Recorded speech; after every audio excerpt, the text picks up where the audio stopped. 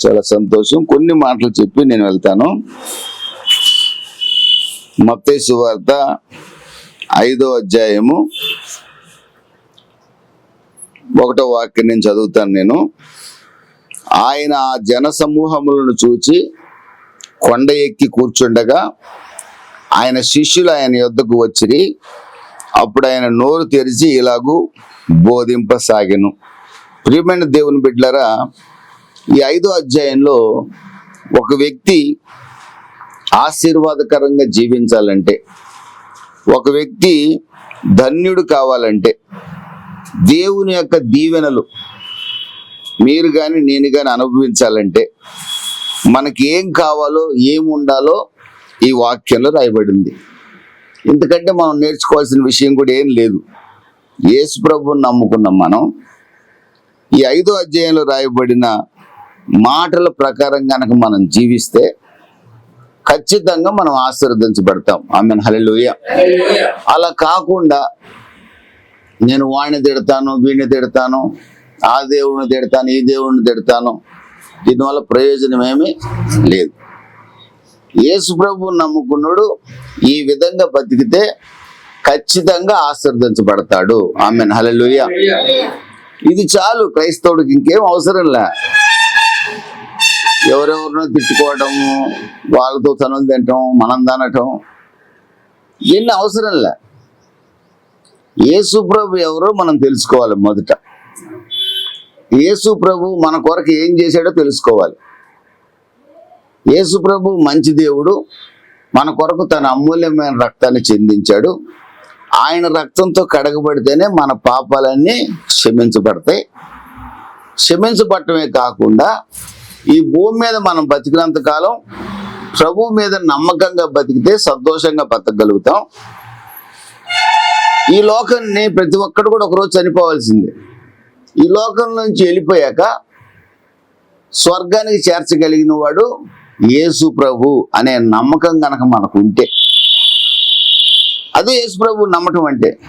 అలా ఆ నమ్మకంతో యేసు ప్రభుని నమ్మగలిగితే, ఆయన ఒక్కడే అది చేయగలడని మనం నమ్మగలిగితే మనం రక్షించబడిన వారు. ఆమేన్, హల్లెలూయా. అంతేగాని ఇంకెవరో మనల్ని వాళ్ళట్ట వీళ్ళు ఇట్లా, అసలు ఆయన అది కాదు, ఈయన ఇది కాదు, ఇది మనకు అనవసరం. మన దేవుడు ఎవరో మనం తెలుసుకుంటే చాలు. ఆమేన్, హల్లెలూయా. ఇంక దీని సంగతి నాకు అనవసరం. నా భార్య సంగతి నాకు తెలిస్తే చాలు, నా భర్త సంగతి నాకు తెలిస్తే చాలు. ఎవరో భార్య సంగతి నాకెందుకు, ఎవరో భర్త సంగతి నాకెందుకు, నాకు అనవసరం. నేను తెలుసుకోవాల్సింది నా కుటుంబం సంగతి, చెప్పుకోవాల్సింది కూడా నా కుటుంబం సంగతే. వేరే కుటుంబాల గురించి చెప్తే ఒప్పుకుంటారు ఎవరన్నా? ఒప్పుకోరు. నువ్వు చెప్పుకుంటే నీ బిడ్డ గురించి చెప్పుకో, ఎదుటి బిడ్డ గురించి చెప్తే ఒప్పుకుంటారా? ఎవరు ఈ పనులు చేసేది ఎవరంటే యేసు మీద నమ్మకం కలిగిన వారు ఆయన మాత్రమే ప్రకటిస్తారు. ఆమేన్, హల్లెలూయా. యేసు మీద నమ్మకం సరిగా లేకుండా ఏదో కాలం గడిపేయాలి అంటే వాళ్ళని వీళ్ళని తిట్టుకుంటా, అయ్యేం పండగలు ఏం పండగలు, అసలు మనది పండగ అంటే అంటారు. వాళ్ళ పండగ వాళ్ళది, నువ్వు నమ్మిన దేవుడి పండగ నీది. ఆమేన్, హల్లెలూయా. ఆయన గురించి చెప్పు. ఇది నాకు మొదటి నుంచి నా కోరిక ఇదే. మరి ఎందుకు రకరకాలుగా క్రైస్తవులు పాస్టర్లు మాట్లాడతారు నాకు అర్థం కాదు. నాకు ప్రభు చెప్పింది ఏంటంటే, నన్ను నమ్మావు, నేను ప్రేమ కలిగిన దేవుడిని నమ్మావు, నేను రక్షించగలిగిన దేవుడిని నమ్మావు, నీ కొరకు ప్రాణం పెట్టిన దేవుడిని నమ్మావు, నీ కొరకు శ్రమలు పడ్డానని నమ్మావు, మరణించాను పునరుద్ధారణనే తిరిగి లేచానని కూడా నువ్వు నమ్మావు, నా ద్వారానే పరలోకం అని కూడా నువ్వు నమ్మావు. కాబట్టి నన్నే ప్రకటించు, ఇంకా దేని గురించి నీకు అనవసరం. దేవుడు నాకు చెప్పాడు కాబట్టి ఎక్కడికి వెళ్ళినా ఈ మాటలే చెప్తాను. నేను ఎప్పుడు నేను వేరే వాళ్ళ గురించిన ఆలోచన నాకు చేయను. ఎందుకంటే మీరు దేవుని బిడ్డలు, దేవుని బిడ్డలుగా ఎలా బతకాలో చెప్పడమే నా బాధ్యత. మీరు ఆశీర్వదించబడాలంటే ఒక 3 విషయాలే ఈరోజు చెప్పి నేను ముగిస్తా. ప్రియమైన దేవుని బిడ్డలారా, 3వది చివరి చెప్పి నేను ముగిస్తాను. హృదయ శుద్ధి గలవారు ధన్యులు, వారు దేవుణ్ణి చూస్తారు. హృదయ శుద్ధి. ఈ హృదయం ఎప్పుడు కూడా పరిశుద్ధంగా కాపాడుకోవాలి. ఈ హృదయంలో నుంచి బైబిల్ సెలవిస్తుంది. సామెతల గ్రంథంలో ఒక మాట చూపిస్తాను చూడండి. సామెతల గ్రంథం 4వ అధ్యాయం 23వ వాక్యం. నీ హృదయములో నుండి జీవధారలు బయలుదేరును, కాబట్టి అన్నిటికంటే ముఖ్యంగా నీ హృదయమును భద్రముగా కాపాడుకొనుము. మూర్ఖపు మాటలు నీ నోటికి రానియొద్దు, పెదవుల నుండి కుటిలమైన మాటలు రానియొద్దు. నీ కళ్ళు అటు ఇటు చూడకూడదు.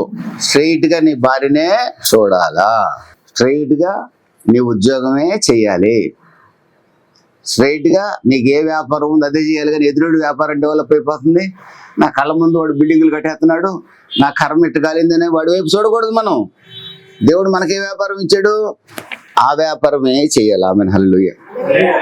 అంతేగాని 4 ఇట్లు ఏలు పెట్టకూడదు. నేను పాస్టర్ అన్నప్పుడు పాస్టర్ పనే చేయాలా, మళ్ళీ బ్రోకర్ పని చేయకూడదు.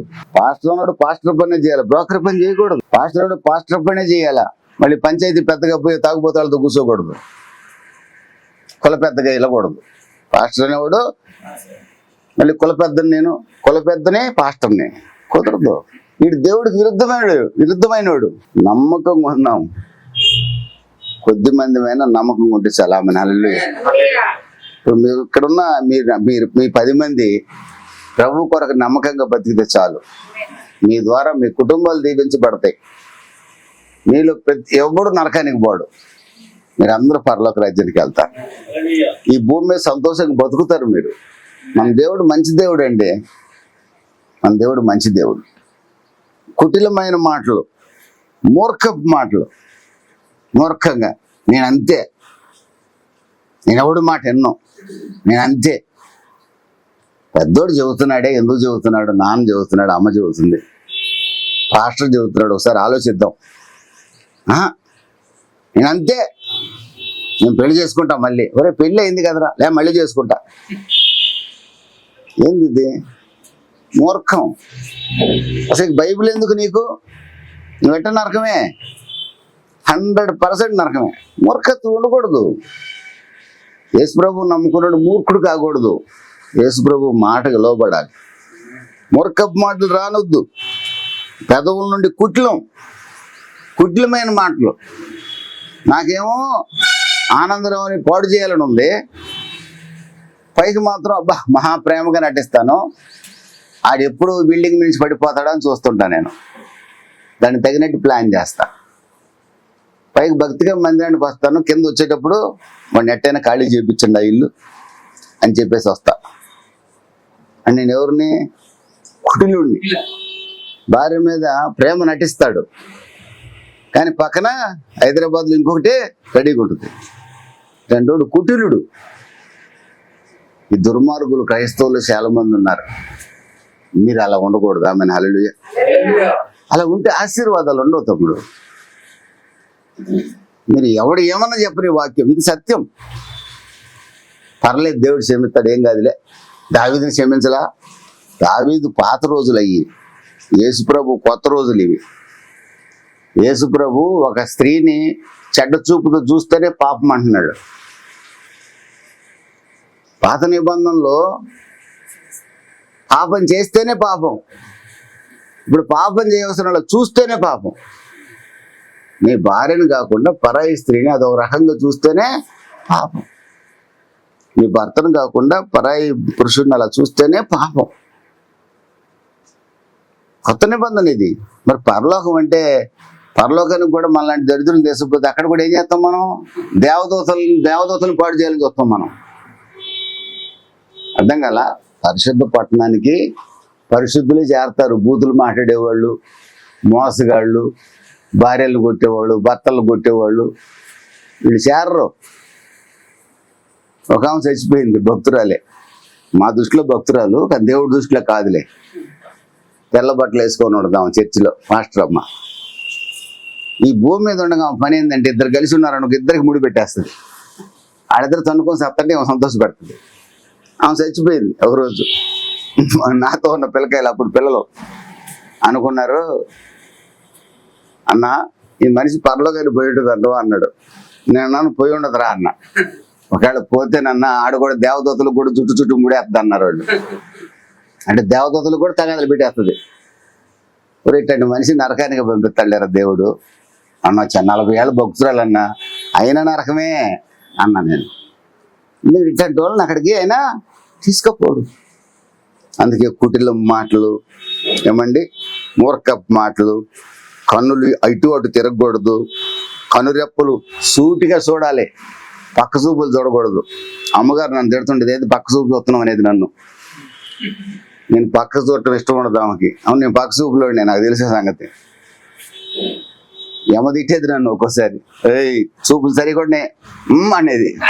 ఇంక ఆమెనే చూడాలి అంతే, ఇంకెవరిని చూడకూడదు. లేకపోతే నేను ఇట్టుంటానా అమ్మో, లేకపోతే ఇప్పుడు ఈ వయసులో ఇట్టుంటాను అనుకుంటున్నారా? ఉండబట్టి సరిగా వాతలు పెట్టబడి సరిపోయింది నాకు. ఆనందరావు కూడా దొరకము లేకపోతే తక్కువడు కాదు, అంటే బక్కగా అందంగా ఉంటాడు, ఆడికైనా ఎగిరిపోగలడు, ఏ గోడైనా దూకగలడు, కుర్రోడు అందగాడు. పెడుతుంటే వాడు వాతలు పెడుతుంటే అప్పుడప్పుడు సెట్ అయి ఉన్నాడు. ఎందుకంటే ఒకప్పుడు మనం ఆ టైప్ వాళ్ళం కదా, ఆ బుద్ధులు పోవు, ఒక్కోసారి కడుపులోనే ఉంటాయి. వాటిని చంపేశాడు యేసుప్రభు, ఆమెను హల్లెలూయా. ఇప్పుడు ఇట్లాంటి వాళ్ళు లేరనుకో, లేస్తాయి పైకి, లేచాయనుకో అబ్బు పాస్టర్ ఆనందరావు అంటారా రోడ్డు మీద పడిపోయాడు అంటారు రేపు పొద్దున. అవునా కదా? కుక్కలు కూడా ఉన్నాయి చుట్టూ మూతి నాకుతున్నాయి అంటారు. అవునా? ఒకప్పుడు మాకు అలవాటు కదా అది. అట్లా దేవుని స్తోత్రం కలుగును గాక. హల్లెలూయా. కనురెప్పలు నేరుగా ముందుకే చూడాలి. అప్పుడు నీ మార్గాన్ని దేవుడు సరళం చేస్తాడు. ఆమెను హల్లెలూయా. అలా ఉంటే సరిగా నడిపిస్తాడు. ఇలా ఉన్నవాడు హృదయము పవిత్రంగా ఉంటుంది అన్నమాట. హృదయ శుద్ధి కలవారు ధన్యులు, వారు దేవుణ్ణి చూస్తారు. కడుపులో అంతా చెడు పెట్టుకొని ఒకడు అంటాడు నేను పరలోకం గ్యారెంటీ అంటాడు, ఎట్టపోతావురా? కాబట్టి హృదయంలో పరిశుద్ధంగా బతకాలంటే దేవుని మీద ఆధారపడేవాడు పాపం చేయడు. ఆమేన్ హల్లెలూయా. దేవుని వాక్యాన్ని హృదయంలో ఉంచుకునేవాడు పాపము చెయ్యడు. 119వ కీర్తనలో రాయబడింది, నా హృదయంలో నీ వాక్యాన్ని నేను ఉంచుకొని ఉన్నాను, పాపం చేయకుండా నీ వాక్యం నన్ను కాపాడుతుంది. ఇప్పుడు ఈ మాటలు మీరు విన్నారు కదా, ఈ బాగా మీ హృదయంలోకి ఎక్కితే మీరు ఇంటికి వెళ్ళాక ఎవరితోనైనా ఉన్నట్టు మాట్లాడతారు, కపటంగా మాట్లాడరు, మూర్ఖంగా మాట్లాడరు. ఇక ఒకవేళ మీకు పెళ్ళి అయి ఉంటే అమ్మో అయ్యగారు చెప్పాడు కదా మళ్ళీ పక్కింటి వాళ్ళని చూడకూడదని మీ భార్యనే చూస్తారు.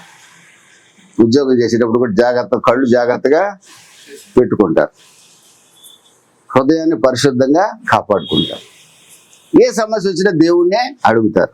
ఏ మనిషి దగ్గరికి పోయి దండం పెట్టి నీకు అడుగు పట్టుకుంటాను, నాకు సహాయం చేయ్యా, అయ్యా నీ చేతగాడిని అయ్యా అనరు.